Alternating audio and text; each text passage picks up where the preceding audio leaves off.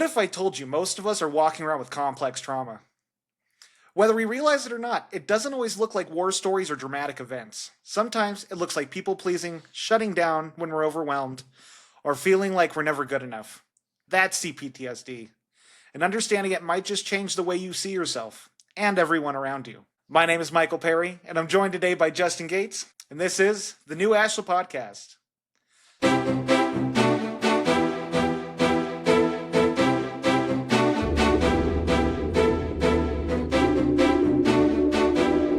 Hello and welcome to the new Ashla Podcast. Today, we're diving into CPTSD. Now, this is a term that I never thought I would identify with. And the more I learned about it, the more, not only did I identify with it, but I realized so many people I care about in my life do as well. It's not war stories. It's not these crazy things that happen in our life. It is the accumulation of not just big T trauma, but little t trauma, slowly molding us into different responses to show up in life and to be safe, for lack of a better term. What's your thoughts on this, Justin? Well, first, what is it? What is CPTSD? I recorded a conversation between Brenda and I. You guys remember Brenda from a few months ago. And we talked about how things have become just buzzwords. And PTSD was one of those. So when people hear this CPTSD, for me, it was kind of new. I kind of understood what it was, but it's not something you hear a lot. So what actually is it? What is the difference between PTSD and CPTSD? So CPTSD is complex post-traumatic stress disorder. When we look at PTSD, it's usually tied to a single event. Whether you were in the military and you saw a bunch of people get shot, you had that horrible situation in your childhood that was inescapable. PTSD is a single event that traumatizes you. You ruminate on it. It follows you around. It leads to chronic visions of what's happened to you. But when it comes to complex PTSD, this is the accumulation of traumatic events that you never allow yourself to process or work through. And it's something that just builds upon itself. So when I talk about trauma, I'm not just talking about the big things like I said, but it's little things like someone mocking you in school or you losing a close friendship or a bad breakup. It's these accumulation of events that happen in your life that slowly change you as a person. And it starts off where maybe you were bullied in school and it impacted you. It made you feel a little small, but you're starting to push through. Then you get bullied again and you never worked through that past bullying and it makes you feel even smaller. And so with CPTSD, it is the slow accumulation of negative events that slowly shape you as a person where your insecurities define you and you're doing everything you can to have safety. Now, you don't consciously do this. It's not, oh, I'm in a dangerous situation. This is why most of us don't realize we have this, at least that do suffer from this. It is this unconscious, constant trying to avoid these situations that have happened in our lives. Different things can trigger this. You got neglect, abusive relationships, bullying, like I said, oppressive situations, whether in a toxic workplace or in a toxic relationship. And symptoms go beyond flashbacks, Yeah. You get the emotional flashbacks, hypervigilance. I spent most of my life in hypervigilance, constantly evaluating what could happen in my life that could derail it or cause a poor outcome, I guess you could say. I still struggle with this. This is a lot of the work I do now with myself is constantly evaluating where am I looking for safety? Where am I shrinking myself to avoid consequences from my past? Because often in situations we're projecting our past onto people, circumstances, and we're telling ourselves a story, and often that story is rooted in something in the past. Yeah.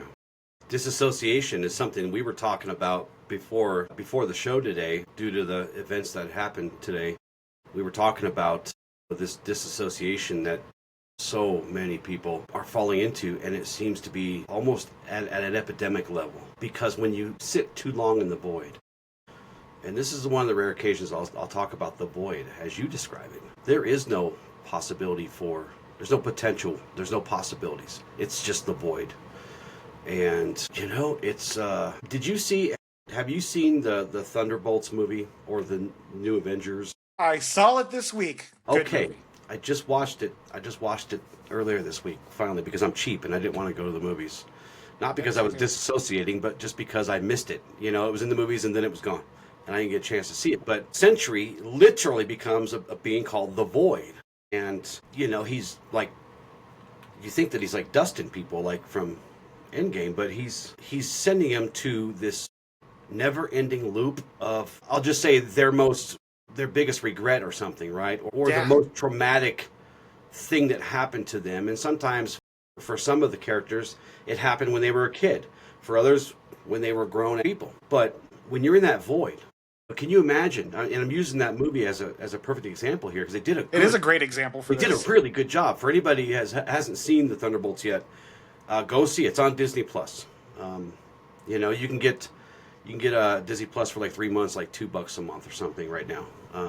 But anyways, you should see it because they really do a good job of, because here you have a character named Bob who is suffering from some really, really bad mental illness. And, well, they give him superpowers. Probably not a great combination, but because of his state of mind and because of all the traumas he endured, and he was an addict, and he was all these things. Those superpowers, he had two kind of sides. Like one side, he was like this Superman, yeah, like a Superman. Except he wasn't like very Boy Scoutish, because that kind of dark side of him really kind of leaked through, and he wore a pretty good mask, but it always kind of leaked through. But his other side was the Void, right, where he is just. And he sends. They don't do a good job of explaining where they're sending him people to when he's like just turning them into shadows everywhere. But they do a good job of showing what's happening to the people when it happens. So, you know, and I have a point to this. I promise. But you know, when I think of like disassociation, which is a symptom of what we're talking about today, is you're really stuck in that most traumatic part, and you're stuck in that biggest regret or biggest trauma, and literally, you know, it never stops. And when they try to stop it, it just keeps going and going and going and going.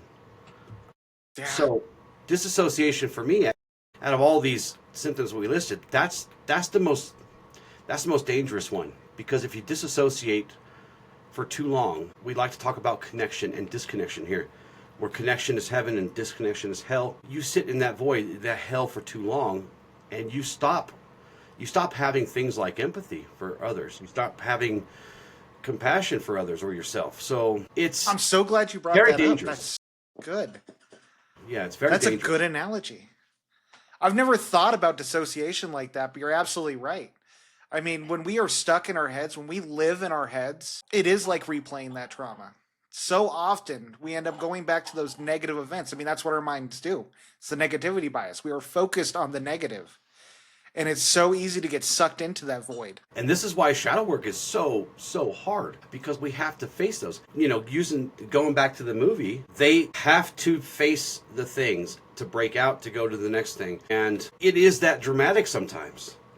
It really is. A lot of my own early shadow work was horrible. It was hard. So, you know, and it would have been so easy for me to just, you know, put it down and just sit in that room forever and ever and ever in that loop. So, you know, I say all this because I know that, and this is something that Brenda and I brought up. And I know it's going to be weird in the timeline because you're going to hear this before you hear that, but I promise it'll make sense later. You know, buzzwords are what they are. And, you know, we were talking to Gabe, and he didn't like the word PTSD. He didn't like it because of the stigma that has been created around it. And it's just kind of a buzzword now, right?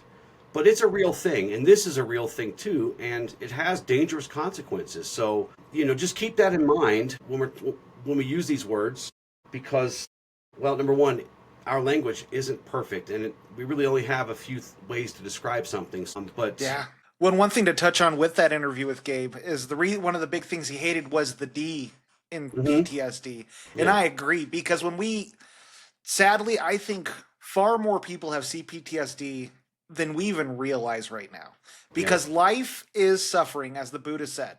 We will encounter suffering in our life. I don't care who you are, you have been through traumatic events. Again, there's big T trauma and little t trauma, but regardless, there's trauma.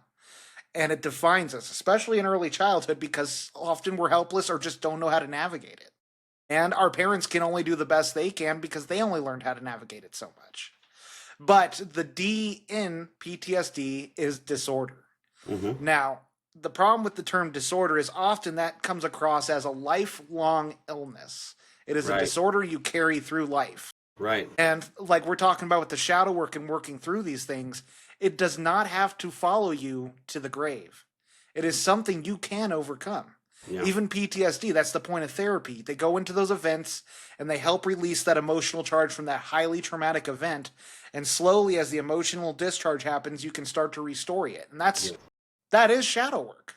Yes. It's just often it's not as big T trauma. It's all these little things we have to work through and restore. And this is why it's so very important that we build bridges to these other kind of schools of thought, right? Yeah. It's important that we are spiritual, but we are also mindful of the psychological impacts of being a human being. Those aren't separate, because if you separate them, they're not whole, because these things all bleed into one another, right? So, I've had comments and conversations over the years, because I've always come at this whole spirituality thing from a blended perspective. What is of the mind becomes of the spirit. What is of the body becomes both mind and spirit. If your emotional state is troubled, your mind and your body is going to be troubled, because there are bridges to these things. Everything's connected, whether we want to believe it or not. I had somebody reach out to me 2 months ago and to give us feedback, and I never shared this with you because it really wasn't worth sharing. But they were almost offended by the fact that we blend ancient spirituality, modern spirituality, just spirituality in general, with the ideas of psychology. But I had to remind them that psychology was born of philosophy, which is also another bridge. Because when you start looking into philosophy, then you start to see metaphysics, and you start to see the physical sciences start to blend. So anyways, the whole point is that it's important for us to understand the reality of things. Just because the idea of magic, for example, has a bridge to physical science, doesn't make it any less magical. Right. Just because spirituality is bridged with psychology, for example, through the art of philosophy, doesn't make it any less spiritual. So, yeah. Right? So, yeah, I mean, the one thing I find fascinating is anyone I know who's gone into this work, shadow work and stuff, even if they wouldn't necessarily call themselves religious, are so much more spiritual at the end of it because of those connections. Well, it's just like, look, we try to be holistic in everything we do. The path of Ashla is a holistic one. If you try to give one part more energy and more credence and more attention, the whole thing will start to crumble. We must be holistic in our total approach to everything, to life, because that is where truth is. We have to follow the truth. So, how would you define holistic? I realize we bring up holistic a lot on this podcast. How would you define that for the people listening? Holistic is simply taking care of the whole, understanding that we are layered. We're not just physical beings. We're not just mental beings. We're not just spiritual beings. We are parts that are together. So we have a physical body, but we also have an energy body. We have a mind, we have a brain, but we also have a mind. We have a heart, but we also have nerves and feelings, right? Without one, we're not complete. So holistic, when people think of the word holistic, they think of medicine mostly. And some of them go right off to thinking, oh, he's talking about that new agey stuff. No, I'm talking about the thing that has been understood about humans for thousands and thousands and thousands of years, is that, you can heal the body but never find the sickness. We see it all the time. You could heal the mind, but the body still has cancer. You can go to a shaman and heal the energy body, but you still break bones. The point is, so the idea in medicine is the holistic approach is to, when you're caring for someone, you care for their body, of course, but you also care for their mind, and you take care of the spiritual needs. And when you have this approach, people do better. People thrive after that. It's like, if I go see a standard doctor, an MD, but I also see a nutritionist, and I also speak to people, and I talk to people about mental stuff, because I'm trying to approach these things from a holistic point of view. So the standard definition of holistic is things characterized by the belief that the parts of something are interconnected and can be explained only by reference to the whole. So literally, the path of Ashla in all its parts is holistic because we build bridges to things. It's not that we're taking things, my favorite parts of this, my favorite parts of that, my favorite parts of that, and just saying, it's good. No, we're literally building bridges to each other, because that's when they're complete, because everything is interconnected, right? So we're talking about CPTSD, and we just talked about some of the symptoms, and some of these symptoms are pretty common, or across lots of different issues. But like I always like to say, these are not flaws in your character, right? These are not signs of weakness. And I'll always hammer that home, because I've known some pretty strong men and women who finally crack at the smallest thing, and then they fall into this deep dark place because they feel like, oh my God, I'm bad, or oh my God, I'm weak. No, you're not. These aren't flaws in your character. These aren't signs of weakness. These are simply survival responses. And at one time in your life somewhere, these things kept you alive. These things kept you going. And they kept you safe. Yes. So, I'll give you a few examples. Like hypervigilance. That's something we all know. We all know people that are hypervigilant because we see it, because they are literally stressed out, and they're sitting in a diner, and they're, what's that guy looking at? What's that guy doing? And Heather will get on my case about this, but when the dog goes to the window and she's doing her little whoof, whoof, like she's using her inside voice barking, I go to the window to see what the hell she's looking at. But that's just you trying to stay alert to danger, because it's been on you. And look, none of this matters if it was real or imagined. It doesn't matter, because even if it's real or not, even if it's imagined, it's still real to you, whether I can see it in you or not. So you're staying alert to danger.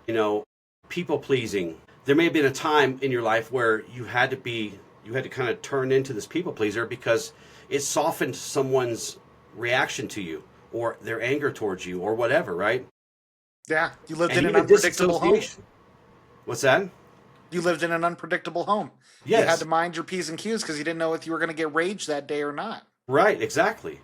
And disassociation gave you to be somewhere where you didn't have to deal with anything for a while. What protected us then, though, is most certainly harming us in some fashion now, right? And we'll get into that. But again, it doesn't mean that we're broken. It means that our nervous system has learned to survive in this kind of overdrive state, right? Yeah. And this is part of the things is learning how to live beyond survival, which is something that we seek to do here. We're seeking to push ourselves and each other into thriving. Yeah. One of my favorite things to look at when it comes to trauma, one of the best ways I can explain this to people, because so many people, I didn't have it that bad, so many people have it worse than me, and it's like trauma is never about what happens to you. It's about how you internalize the events in your life. It's not a competition. No, not at all. And so many people want to use that as a way to minimize what they've gone through. There's so many people you hear when they start going into the shadow work and stuff like that who thought they had a really good childhood. And it doesn't mean they didn't. Right. But it also doesn't mean nothing didn't happen to them, or that there wasn't a moment that they internalized some negative feedback that then became an agreement within them. Right. Well, and we've talked about this before, and I believe this to be true. We come to this earth with particular needs, and we don't even know what those are until we're much older sometimes. And people are in their 60s, 70s right now, still not able to figure that out.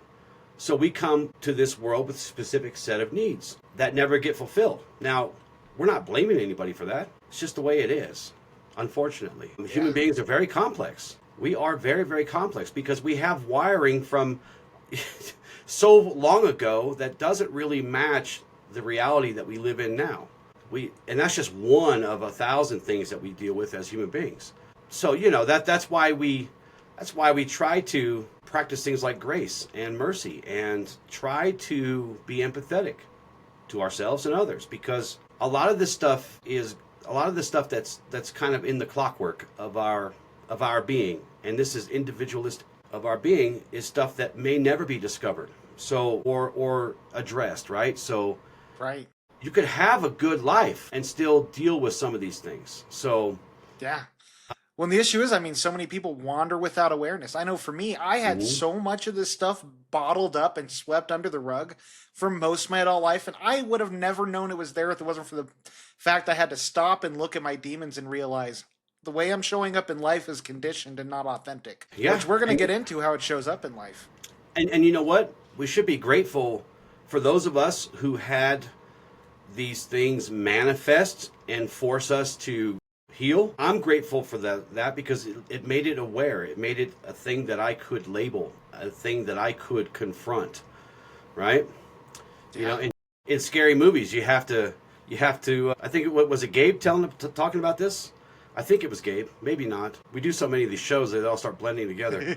But when you have a monster or a demon or something in the scary movies, they spend half the movie trying to figure out its name so they can call its name out, right? We're kind of lucky, and I really hate to say it like that, but I hope you guys understand my intent. First, for a lot of us, maybe it's only some of us, I don't know, but anyways, when these things manifest to a point where they become a roadblock, we get to become aware of them because we have to push past that.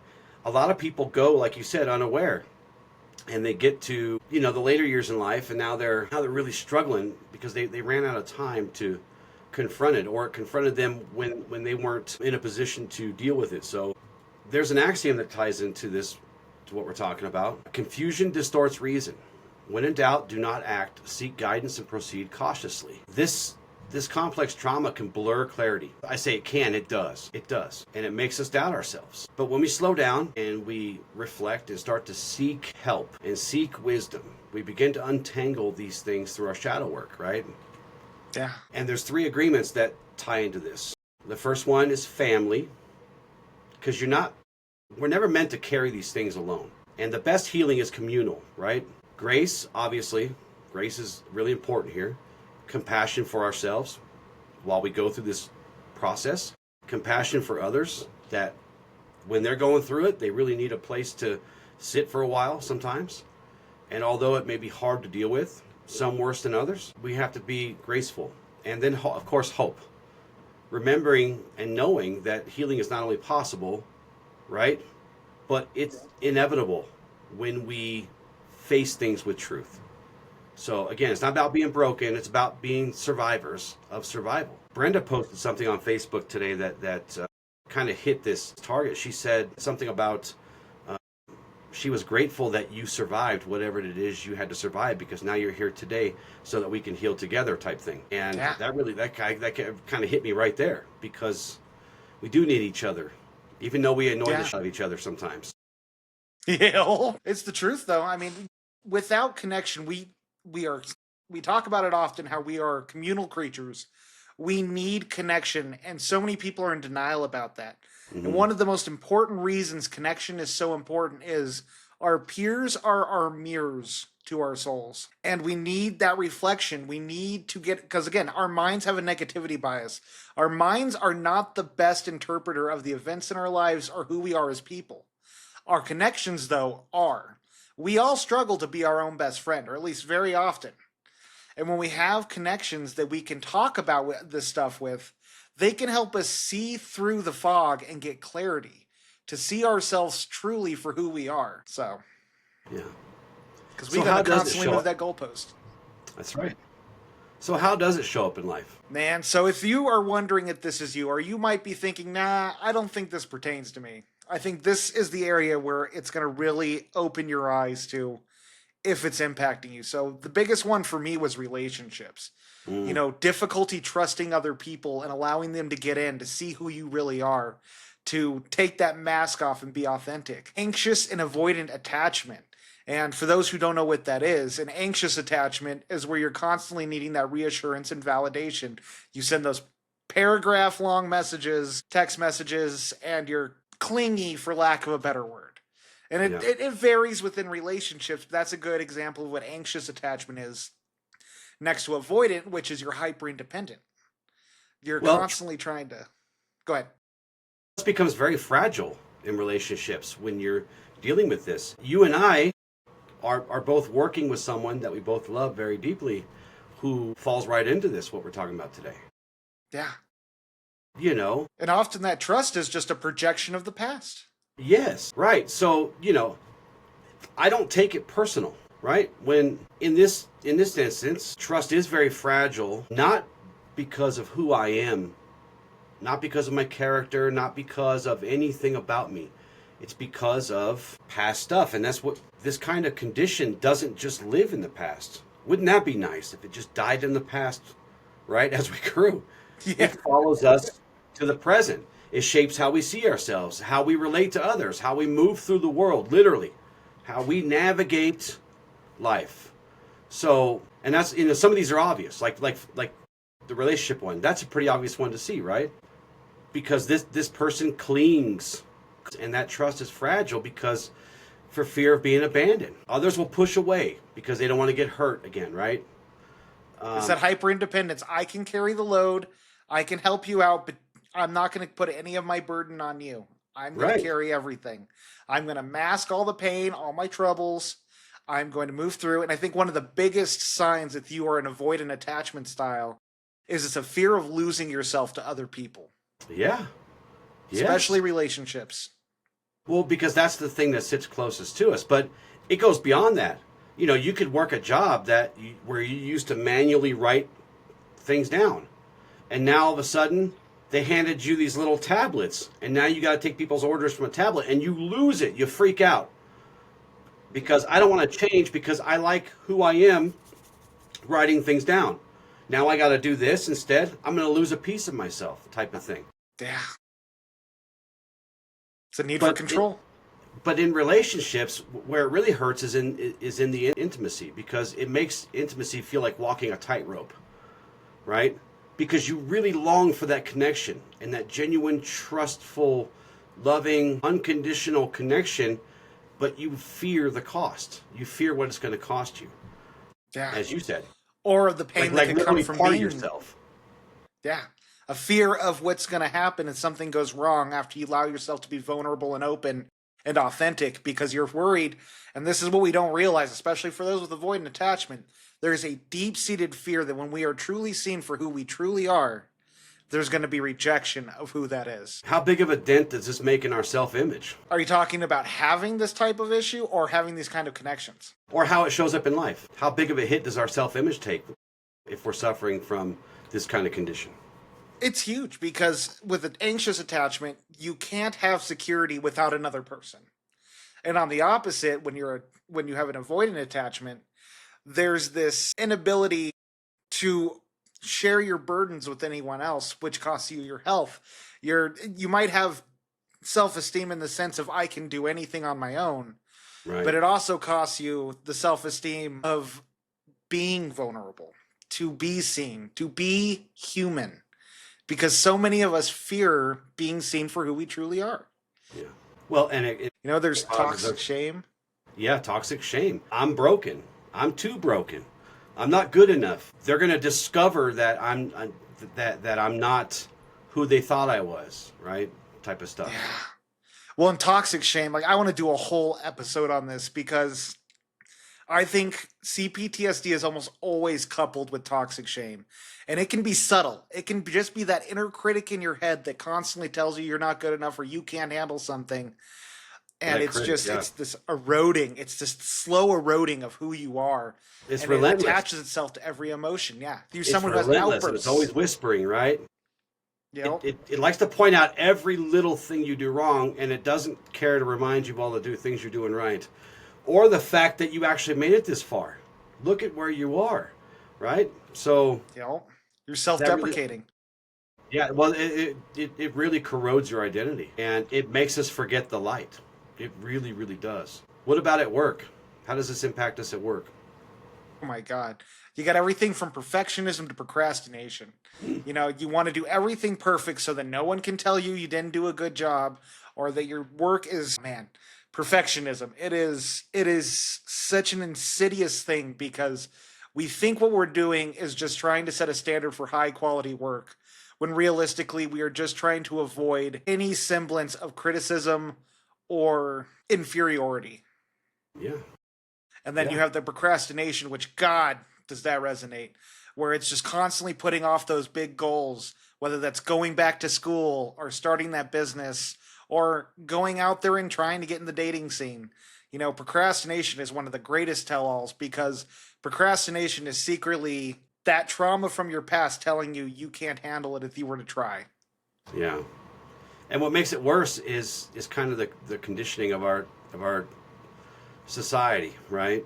It is, because if you show up as a perfectionist, man, employers love you because you're always trying.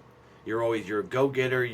They use different words to describe how you're hurting yourself, right? Because really, when you're a perfectionist, you have this belief that you have to perform flawlessly in order to keep your job, right?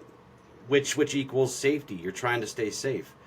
Or procrastination when you're freezing in fear or overwhelmed and overcommitting, Yeah. saying yes to everything because you're afraid you're gonna you know fall out of that Abandon or safety. rejection. Yeah, right.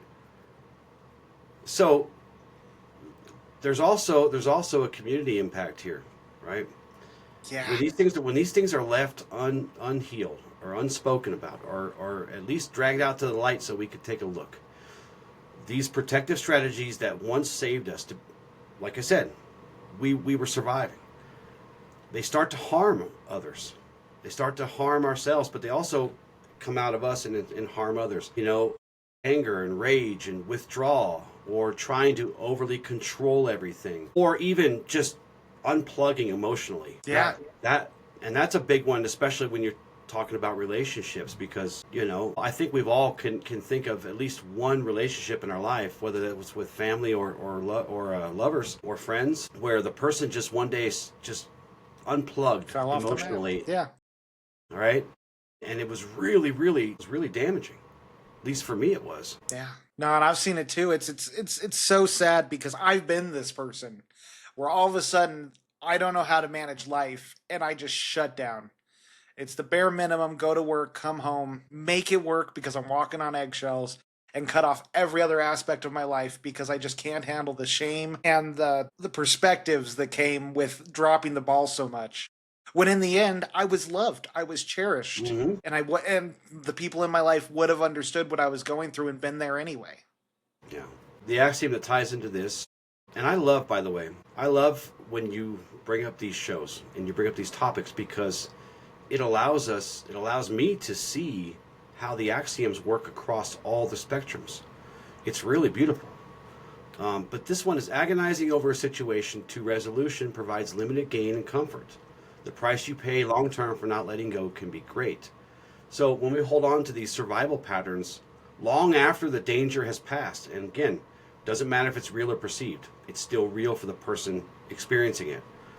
The cost is our joy, and it costs us our relationships, and really at the end of the day, it costs us our freedom to live life fully. Yeah, you stay small because you know it's safe, but you don't, and you want to push out, break free from it, but you don't know how or why. And it's secretly these hidden things in our past that are just keeping us stuck because we're afraid to address them to move forward. You know, it's like I'm so thankful for the hell I went through for the couple years I did because that hell was.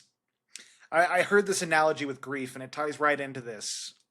When we go through trauma, when we have grief, it is like this black ball in a jar, and it grows and grows.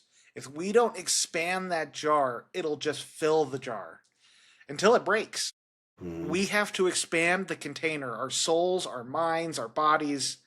We must expand all of it because the grief never gets smaller. All we can do is become bigger. Yeah, and look, there's hope here, because what once was your survival, that can be unlearned.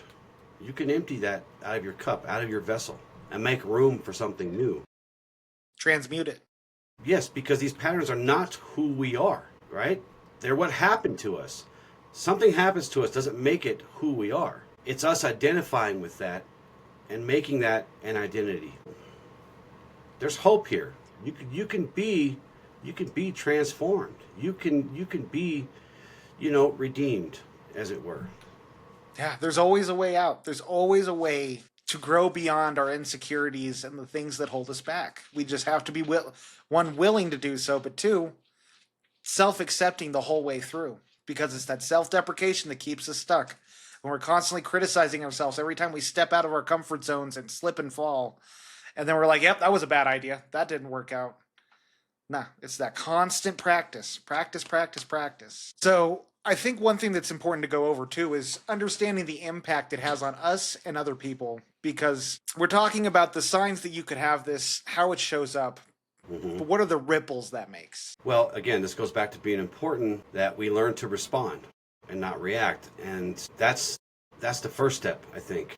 And it's often the most difficult, because we have to catch these things as they happen. But to do that, we have to be looking for them. And they don't always, like you said earlier, sometimes they're secret, they're hidden. So recognizing the patterns in ourselves and in those who are around all the time allows us to respond, and respond in a different way, in a more healthy way, because it's really easy to rush to judgment, isn't it? Yeah. And instead of rushing to judgment, which would be the reaction that most of us would have, because we're human beings and we have our own stuff to deal with, but when we learn to respond, we can meet people with compassion and we can be more empathetic. Now, this doesn't excuse anybody's harmful behavior, but it does reframe it. And so the first step for us when we're dealing with others and ourselves is to learn to reframe some of this, because most often it's just, again, survival playing out in ways that no longer serve us, right? Well, and I think one thing that's important, if you got people in your life, if you're on this journey and you got people in your life who are on this journey, learning that it's not personal. If you can stop taking things personally, one of the 4 agreements, right? If you can learn to stop taking things personally and just sit there and have a conversation about what's going on, it's amazing what you can find and heal within a simple sitting. I know Allison and I, when we have these moments where we get triggered or we go into our trauma responses, we're able to say, hey, something's going on here. Let's dig into this. And when we dig into it, we can figure out, hey, this is definitely me projecting the past or my insecurities. Let's figure out how to address this and know that there's safety here and that it's okay. Yeah. Simply just talking about it. Simply using these words, like you just said, my trauma responses. If you said that 6 years ago, people would be like, oh my God, and they'd roll their eyes. Yeah. Right? It doesn't make it less true. And it's better for us to just confront it. Yeah. That was one of the myths we talk about with our show with Gabe. One of the myths was, if we talk about unaliving ourselves, then it just makes people do it more. It's horse crap. If we talk about it and we make it as a truth of this life, then we can better understand it. We can maybe reach people who can see that they're not alone. Yeah. What I think an important thing to note here is identify trauma responses. Bring up, I'm having a trauma response. Having a trauma response is not an excuse. That's right. For poor behavior. No, it's not. It is okay to feel anger, but it is your responsibility what you do with that anger. Right. And on the other side of that, don't sit there and stew in your anger towards yourself either. Emotions are messengers. It's telling you, hey, I'm back. And that's your chance to kind of grab onto it. Right? Yeah. Treat it with compassion. Think of it like, your kid's holding a balloon and they let it go, as kids do, and it starts to float away. That's your chance to grab it. And it may get away from you. That's life. But the next time it comes up, the next time you receive the message, try to grab onto it every time so that you can face it, so that you can confront it. And not stew in anger because your balloon went away. So that you can little by little, start to unfold this, unpack this, and take the steps necessary to become aware of it. So, but don't judge yourself for it. Yeah, that's the worst thing you can do. And you know, don't judge others either, because not all of us are healed. Yeah, most of us aren't. One way or the other. I took a trauma test not too long ago. I don't know if I talked about this on the show or not. No. If I did, I'm sorry. But I took a trauma test a couple weeks ago, and you know, it came back as little to none anymore. But I started this process a long time ago. Right. In ways, I started this process in a way that I didn't even know I was doing that process. I just surrounded myself with healed people, right? So that kind of helped too. So, and this is why I was talking about the bridge between spirituality and psychology. Because, you know, they go hand in hand, man. Because a lot of the people I surrounded myself with, or the things I dove into, were spiritual in nature, and they helped heal mental parts of me. So, and I don't say this to brag. Again, I'm just encouraging that there is hope. If a poor wretch like me can figure it out, then there's hope for everyone. Well, I think that is a really important message. No one is beyond redemption. You know, that is one of our axioms. And it's because it's so true. You know. And it's like, but one of the most important things is not only is anyone in our lives beyond redemption, no one is beyond redemption, we are not beyond redemption. So many of us wander through life feeling so broken and so unredeemable. But we got to realize every day is a new day. If you've done something horrible in your past, no matter how bad it is, if you're willing to learn from that situation and grow, you are not beyond redemption. And same goes for traumatic events that have made us just feel helpless. If we feel helpless, we are not beyond redemption. We can get our power back. We can claim it. And it takes time, it takes work, but you can do it. I promise. You know, I talked to Justin about this offline, but it's like back in high school, I suffered horribly with social anxiety to the point that they told me I would probably wind up in a home after getting out of school because I struggled so much with communicating with others. I would mumble, I would be quiet, I would walk around with my head down because I didn't want anyone engaging with me. I thought everyone was judging me. I was one of those, I thought I was helpless cases. But with awareness and realizing, you know, this is how bad this could lead me, it gave me the strength to start working on it. And it didn't start off with big leaps. It started off where I'd go to the mall and talk to 10 random people, just asking them the time. And that was so uncomfortable. It was excruciating, but I practiced. Every day I would go down there and I would practice. And it went from asking the time to having a small conversation. And it grew. And now, you meet me now, you would think I was an extrovert my whole life. When I was one of the biggest introverts you had ever met. He's one of those guys when you're having a bad day and you go in to get your coffee and drag your sorry behind to work, a job you hate and all this stuff, and he's just so freaking happy and so full of energy. You know, we all know this guy, right? And we think to ourselves, oh, this guy's so happy. Wish he would just not be happy all the time, right? You really are that guy. You know, you light up the room. But this is a perfect segue into this.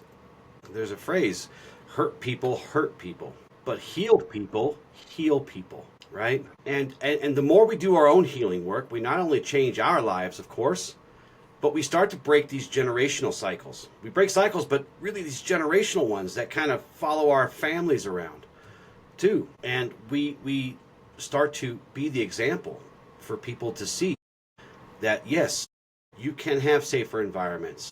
You can have healthy relationships. There's a couple axioms that tie into this.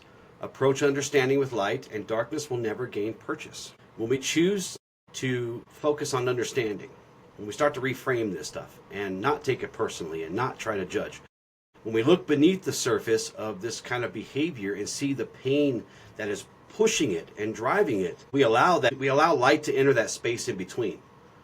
And we start to build bridges with others, with ourselves. So where there might otherwise be conflict or condemnation, right? And there's another axiom here that I just want to throw, a little bonus axiom. If wounded, heal yourself by healing others. You know, one of the greatest practices I ever took up was altruism. I would make a goal twice a year. I would go do volunteer work, whether that was working in a soup kitchen, food pantry, whatever. Mm-hmm. But doing that gave me such a sense of fulfillment and purpose and just this feeling like I was giving back to my community. And it was so powerful. Yeah. What agreements do you think tie into this segment of the show? There's 3 that come to mind for me. Say that again. The first part? Which agreements do you think tie into this? Which of the 12 agreements? And there could be more than one. I got 3. I'm thinking of 3 right now. The biggest one that's been echoing in my mind when you brought up agreements earlier, courage. Courage. It takes courage to face your demons. It takes courage to get out of your comfort zone. It takes courage to say, I'm not where I want to be, and that's okay. Another one's mercy, right? Choosing forgiveness wherever possible, when we're ready. Sometimes we gotta get there, but when we're ready, and when we do get there, choosing forgiveness, while also holding accountability. It's really important. Another one I can think of is justice, being fair in how we respond. Not reacting, responding. And choosing to see beyond the surface behaviors and actions of people. Again, holding accountability, but also choosing to try and understand. That's where this axiom comes in. Approach understanding with light, and darkness will never gain purchase. And of course, family, right? Remembering that we belong to one another. We are each other's keeper. But we can only do that once we've began the healing journey ourselves. So, and you know, this kind of condition shows us that trauma is never just our burden, because it literally can carry on for generations. We hear about these generational curses. Oftentimes, those are just unhealed stuff that just stacks and stacks and stacks because we pass it on to the next and to the next and to the next. Yeah. So this is really where courage comes in. We stand up to those. You know, the black sheeps of the family. We always hear the black sheeps, right? They're often the ones that do that say, you know what, enough is enough. And they begin that journey not just to heal themselves, but to shatter those generational curses. Because it isn't just for us, it touches everything. It impacts everything we touch. So, but it also shows us this, like you said, when we heal, that healing ripples outward too. So it goes all ways. You can ripple out bad things, or you can ripple out things that are good. So because we stop those cycles, right? We can learn to replace shame with compassion and anger for understanding. Disconnection with connection and love. Hurt people, yes. But healed people heal people. Yeah. You know, it's like one of my favorite things to say is, don't force the change you want to see in the world. Become the change you want to see in the world. You can't change people by telling them who to be, or what to do. Right. But you can show people what it looks like to live in truth, to live in authenticity, and to conquer your demons. You will inspire others to do the same. That is one thing that has been so profound. I've spent my whole life trying to help people, and I have not had a lot of success there. But you know what has really made a difference in my connections? Just becoming myself and showing people that it's okay. Yeah. I'm going to give a DC reference here now, because I just watched this movie also this week. I watched The Thunderbolts, and I finally got to watch the new Superman movie. And there is a scene. Have you seen it yet? No, I want to see it so bad, though. Okay, this doesn't spoil anything. No spoilers. It's just a conversation that Pa Kent has with Clark during this really horrible part. I won't say horrible part of the movie, but when things are going sideways for old Soups there, okay? And he's struggling with how to respond to everything that's happening. And Pa Kent says to him, listen, parents aren't for telling their children who they're supposed to be. We're here to give you tools to help you make fools of yourselves all on your own. So, you know, I love that. Oh my such a God. great movie, by the way. Such a great movie. You know, the parts between Paul and Clark, they're very short, very, very quick. But man, they hit like a 10-pound sledgehammer. Because he's right. None of us are here to tell anyone who they are supposed to be. There's axioms for that, right? We're here to give each other space and to give each other tools so that you can choose to make a fool of yourself or become a champion. And oftentimes you make a fool of yourself more times or often enough before you figure it out. So, yeah, when you said that, it just kind of reminded me of that quote that he had. He's having this very touching moment with his son. His son, by the way, who's literally a god and a demigod at least, small g, right? In this universe, because, I mean, he's Superman, but even Superman struggles. And sometimes Superman needs his dad to tell him, hey, it's not my job to tell you who you are. It's my job to give you the tools to figure out who you are, or at least the space. So, Yep. Beautiful. So Great with movie. that said, where does healing begin with this? How do we start addressing our trauma? We talked about shadow work a bit. Where can we start to cultivate the healing and the tools to get there? awareness is the big one. That's your favorite one. I'm gonna steal your Yep. favorite one this time. Awareness, right? You gotta. As I was saying earlier, you gotta begin to witness these things happening and be aware of them, whether they're the emotional cues, or the triggers, or your body cues, right? If you look hard enough and you start to allow yourself to face these things, you'll start seeing these patterns because they're there, they're present. They're often hidden from us, but it's because we try to ignore them. It's like, okay, for another time, we kicked the can down the road too many times. Yeah. Something that I had Heather do was make a log. If it's hard for you to remember, and look, sometimes it's not the right time to face these things, right? There's a time and place. Because sometimes if we face these things, depending on how traumatized we are, we might just collapse or fall to the ground or just literally freeze, right? So it's important to try to remember these things. So if you work and these things are happening at work, for example, keep a little log, right? Use a simple little, we'll call it a trigger log, right? Yeah. Write down what happened. And this could be just in a few words. Write down what happened. That's a good practice. Write down what did I feel in my body and where. What was my reaction? That's the big part. What was my reaction? What was it that I needed? What was I not getting at that moment where I was like raw or whatever, right? So because this is how we start to become aware and we start to learn to respond instead of react. Because look, some of these things will be with us probably forever, right? I mean, I was just saying earlier how I defeated a lot of things through a lot of shadow work, but some of that stuff will never go away from me. I still, it'll always be there, but now more often than not, I respond instead of react. I still react sometimes, but more often I respond. And again, this goes back to that axiom: approach understanding with light and darkness will never gain purchase. So you got to respect yourself enough to tell the truth to yourself about your experiences. And if there's a lot, start with one, because you're going to miss some, because life goes so fast. And especially when we're out there in the world, everything's at a lightning speed. So just give yourself just get one of them little tablets, right? Those little tiny notebooks, and just Usually learn to shorthand stuff. So that's where I would start, is with awareness. Well, and one thing I got to throw on there. So I love that you brought that exercise up, because it's such a micro way to look at yourself and your daily interactions. For me, I do something on the grander scale. So one of my first things I do with my clients when we start getting into trauma work is I have them make a trauma map. And this is something they don't complete in a day. This is something they'll fill out as they go, because often with the stuff we suppress, we don't remember it all in one setting. But I have them make a map of events in their life that were traumatizing. Anything from as small as I broke my big toe to I had the worst breakup of my life. It's every little trauma they went through. And through that map, I have them then, as we start working through the shadow work, have them go through and look at all the different events that are going on that have happened in the past and how they correlate with how they're behaving now. This event, look how this is reenacting itself now to avoid breaking your toe again. You are now making sure that you wear steel toe shoes every day.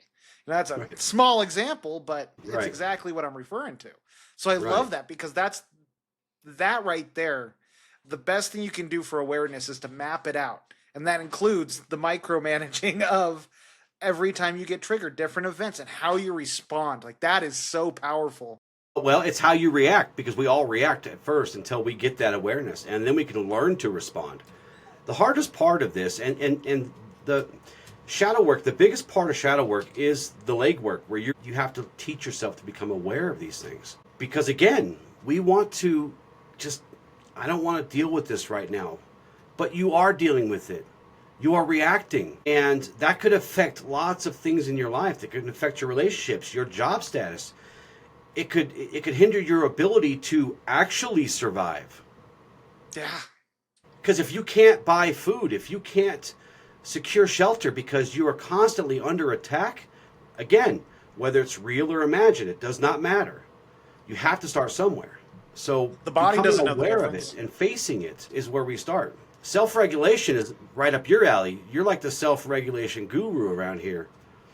Yeah, no, with self-regulation, I mean, that is what you utilize within that gap of react or respond. Through self-regulation, you can pull yourself out of that trauma response and not act the way you always have in these situations. When you regulate yourself and you bring yourself back to baseline, you clear your mind. You allow yourself to think things through logically instead of emotionally. Because that's what happens when we're triggered. When we're triggered, we are being regressed to that emotional age where that trauma stuck. That's the best way to look at it. You know, if it was 8 years old when we learned that being angry was what got us what we wanted, when we get angry, we look like an 8-year-old. And that's okay. That's not a judgment. But it's an honest observation of ourselves. Yeah, exactly. So what are some good self-regulation tools that we can use? My number one go-to is the pause. And it's much more than just pausing for a second. It is, especially if you're with people you care about, even in the heart of a fight, hey, I need space for a minute. Take that space, breathe. Do the box breathing, 4 seconds in, hold for 4 seconds, breathe out for 4 seconds, then breathe in for 4 seconds. Repeat that process. You'll feel your heart rate go down. Close your eyes. Meditate while you do this. Allow yourself to breathe in peace and breathe out trauma, to breathe out the tension you are feeling. Bring yourself back to baseline. It is so helpful because what happens when we're in a trauma response is our brain starts to shut down and activate. Our amygdala starts firing. The logical part of our brain starts shutting down. And depending on how our trauma responses are is what happens in our brain. But through nervous system regulation, we can activate all the parts of our brain and deactivate the amplification of the parts that aren't going to serve us in this situation. One that you share a lot is the mental grounding, you know, the 5, 4, 3, 2, 1. Yeah. Engaging your senses. Yeah. You know, see 5 things in the room. What are 4 things that you can hear? What are 3 things that you can smell? 2 things you can touch, 1 thing you can taste. I got that order backwards, but to the point. Bring yourself in the moment. Everybody does that in a different order, but basically it's the 5, 4, 3, 2, 1 that grounds you mentally in the moment. Brings you back to the moment. Things like there are lots of different somatic things you can do to reset. You know, the butterfly hug, right? Or just kind of, you know, that gentle shaking, you know? EFT tapping, that's one of the kind of what you're talking about. EFT tapping is becoming a big thing, you know, tapping on places on your face and just giving yourself affirmation. I am safe. I am okay. Right. You're providing evidence. Like, look, I'm not bleeding to death. I'm not cut in half. I'm not humming. I know a lot of people that would, I could tell when they're really overwhelmed because they'll start humming and you just pick whatever your favorite song is. It could be the Itsy Bitsy Spider. I don't care. You know, whatever it is, because that kind of stuff really, really goes to the vagus nerve and it kind of calms it down and brings it back to present. When you're breathing, when you're doing the breathing that Michael was talking about, you know, put your hands on your heart, put pressure, you know, don't be afraid to physically reset yourself because it works. You know, the old hug, if you have somebody that you can get a hug from where they touch the small of your back. I wish Heather was here or somebody was here. But you know, they with one hand they touch the middle of your back and then they hold your head. So you're holding 2 different spots to kind of calm that nerve down too, right? So it's a lot of things we can do for this kind of reset of us physically and mentally. Because again, it's all connected. It's all interconnected. Yeah. You can do things for your mind that calms your body. You do things, and when that's not working, then you go to the body and you say, look, we're cool. Everything's cool. Yeah. Safe connections is another big connections, one. Yeah.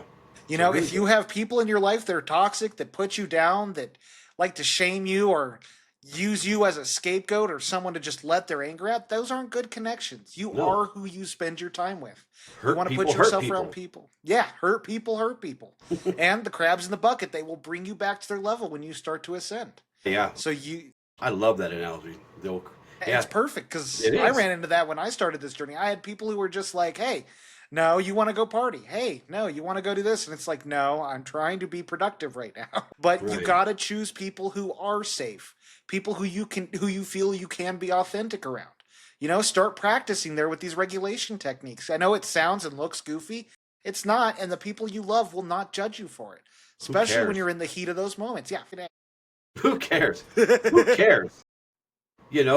I mean, their opinions of you doesn't, help you in that moment. No, not at all. You have to, again, and you are not what happened to you, but you're also responsible to deal with it because no one else is going to deal with it in that way. They're just not. They're just not. We did a show that I'll point people to. If you haven't heard the show, it was called Choosing Your Inner Circle. That's a show we did about trimming the fat, as it are, building your inner circle, building your village, building your tribe of people that will go out of their way to do these things for you, and they won't go out of their way to hurt you. So, that's probably one of the biggest things, because a lot of us feel stuck with who we're with, because we're taught that blood is everything, but sometimes blood hurts you, and you have to go to the blood of the covenant. The blood of your covenant is thicker than the water of the womb. There's a reason that saying's been around so long, because it's the truth. Right. And people get it wrong because they say blood is thicker than water. Yeah, but that makes it seem like the other way. The true quote and the true healing comes from the blood of the covenant. Your chosen family. It could be your family too. But you have to understand that you can choose the people in your life, is the point I'm making. You choose who's in your life. Because we get stuck with that a lot. We get stuck with, oh, well, I'm stuck with these people. No, you're not. No, you are not. And they could be good people and you could be a good person, but for some reason you're just not, right? Yeah. So your intuition will know. Just ask yourself, do you feel larger than life after spending time with these people, or do you feel drained afterwards? Do you feel defeated? Just monitor yourself. Your intuition will tell you what people are good for you and who are not. Do they have your best interest in mind, or are they using you? And again, one more I'll add before you push us along here. Reframing is really, really important, because you have to understand that healing yourself is not fixing a broken person. You are retraining a complex and brilliant nervous system that learned survival and got stuck there. I'm just saying it. I mean, that's just the truth. So, and we relearn this by building safety in ourselves and trust in ourselves and compassion with ourselves. One tiny choice at a time. So well said. And the axiom for this is good often comes in its own time. Do not spend time trying to hurry it, for you will only waste time and cause yourself more suffering. So slow and steady. Steady edge. And just remember, it's not a linear path. There will be good days, there will be bad days. And it's not easy to do shadow work, to do these things. So find someone to help you along this process. We have coaching and counseling services, and there are plenty of other people too. Find someone who can help you along this path, so that you have that mirroring, so that you have these conversations to help you grow and expand beyond your trauma. And to honor our show with Gabe, I will just put out a gentle reminder. If you're in some kind of acute crisis where it's just too much to bear, reach out. Talk to someone. Call 988 if you need to.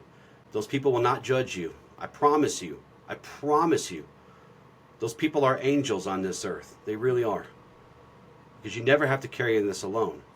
Because you're not a problem to solve. You are a soul that needs a little shepherding. That's it. I'm a shepherd, and sometimes I need shepherding, Michael. It's the human condition, right? And that's not a bad thing. It's a beautiful thing. That's how we grow. That's how we expand. That's how we become greater than we could even imagine. It is all within your grasp. You just have to believe it's true and work towards it. That's where the void becomes the field of potentiality. Is when we start to believe that and remember that, because it is true. We just got to learn to remember. So I'll give you my final words, and you could finish this off. How's that sound? Sounds good. So we've spent some time walking through what this is, what CPTSD is. That's a mouthful. How it shows up in our daily lives, how it ripples into relationships and our communities. We've seen how these patterns are not flaws. They are survival responses that we got stuck in. And they had a purpose at one time. They kept us alive. They kept us going. And we've learned that we have to start to name these things, capture them when they're present, because that's the first step to healing. So, and we shared a lot of good resources today too, a lot of good exercises. But again, I will remind you, you are not broken. You are not defined by what was done to you. It's not like you're forever bound to these survival patterns that no longer serve you. You can choose to move beyond them. The axiom of light, no one is beyond redemption. That which is corrupt takes time to reform, and good often comes in its own time. Do not spend time trying to hurry it, for it will only waste time. Because healing is not instant. You're dealing with a long line of things that have just piled on, right? But it is possible. Every breath of awareness, every act of self-compassion, every step toward connection is an act of reclaiming the light in between those spaces that is still there. It's always been there. We just have to learn to remember it and act upon it. So again, as we close, I want you to remember this. Hurt people will hurt people. Yes, healed people heal people. 100%. And your healing isn't just for you. Once you go through the process, once you even start the process, it'll start to open you up and people will notice, and it will change the lives of everyone that you touch within your sphere of influence. So, don't be a prisoner of your past. Knock that prison down and use those bricks to build a bridge to bigger and better things. Beautifully said. And man, it's just, you see the chaos in the world today. People are trying so hard to fix the world from the outside in. The true way to fix the world, to heal the world, is to heal it from the inside out. Become the example you want to see. Well, shall we jump into our affirmative prayer? I love it. My favorite part. They're all my favorite. They're all my favorite parts. I love the whole thing. I'm actually working on. I'm working on a prayer book for Ashla, and it has been the greatest experience. Everything I've worked on, I'm also working on parables for us, but the book with the prayers. Oh my God, I wish you could feel what I feel when I'm sitting there and I'm typing them up, man. It's good I can't stuff. wait to see it. I can't wait to show it to you. I've been very tempted, like I'm like that dad on Christmas. I'm like that dad on December 12th, like, oh, I want to show him. You want a present? You want one right. of the presents? I want to show it to you now, but I'm like, no, hold off. So yeah, let's get into the prayer. Let us close our eyes. I recognize the divine light lives within me, a light untouched by trauma and unbroken by pain. I affirm that even in the moments I feel shattered, the wholeness of who I am remains. I release the belief that my worth is tied to my wounds. Instead, I embrace the truth that my life is sacred, my body is safe, and my spirit is resilient. I declare that every breath I take is an act of healing. Every boundary I set is an act of love. Every moment I choose compassion over shame. I am rewriting the story of my life. I give thanks for the wisdom my journey has given me. I give thanks for the courage that keeps me moving forward. And I give thanks to the peace that is already blossoming within me. I affirm now I am whole, I am safe. I am free to live fully as myself. And so it is. So be it, and so it is. For our affirmations today, I honor the parts of me that keep me safe. I allow compassion to replace shame. Healing is my birthright, and I am worthy of it. And each step I take towards awareness is a step towards freedom. For our exercise today, the guided listener exercise. Sit comfortably with feet on the ground and place one hand on your chest and one on your belly. Take 3 slow, full breaths and notice which hand rises more. Whisper softly to yourself, I am safe in this moment. And repeat that 3 times. Look around the room and name 5 things you can see, then 4 things you can touch, 3 things you can hear, 2 things you can smell, and one thing you can taste. Allow yourself to feel the peace of the present moment, the safety in this moment. Then after, journal about it and ask yourself, when I feel triggered, what protective pattern do I notice most? Shutting down? People pleasing? Anger? Being quiet? What might that pattern have been trying to protect me from in the past?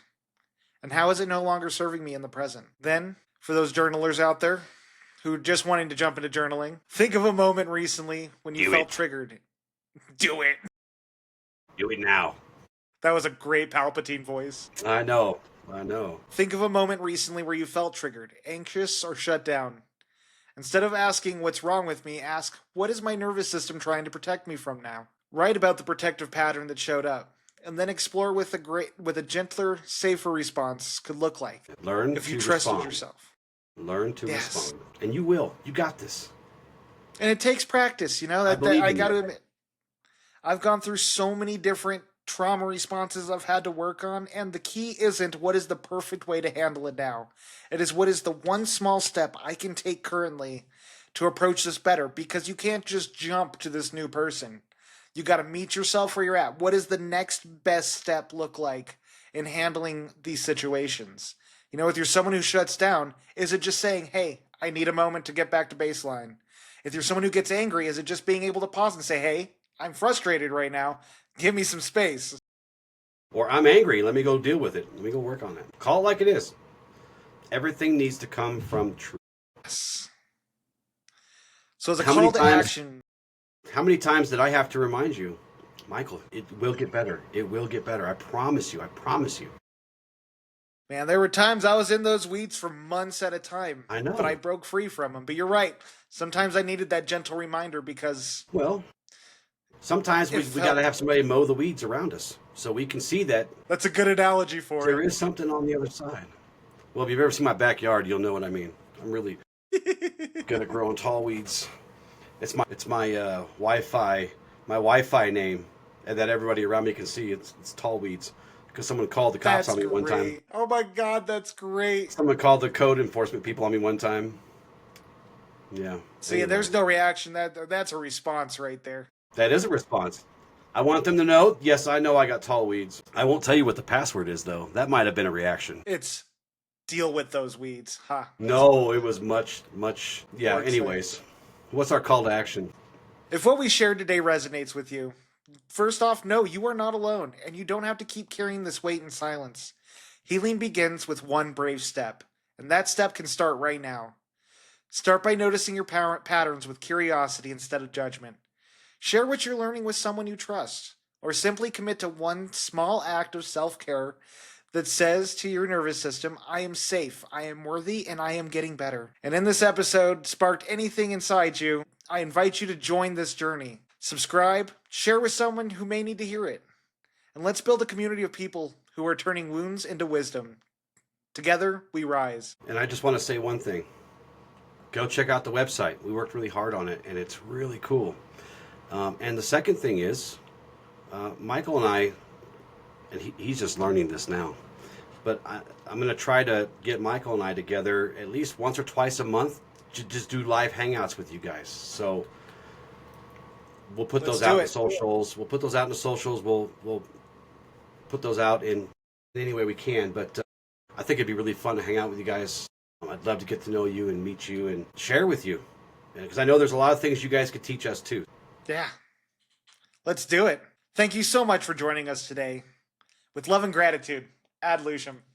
Ad Lucium.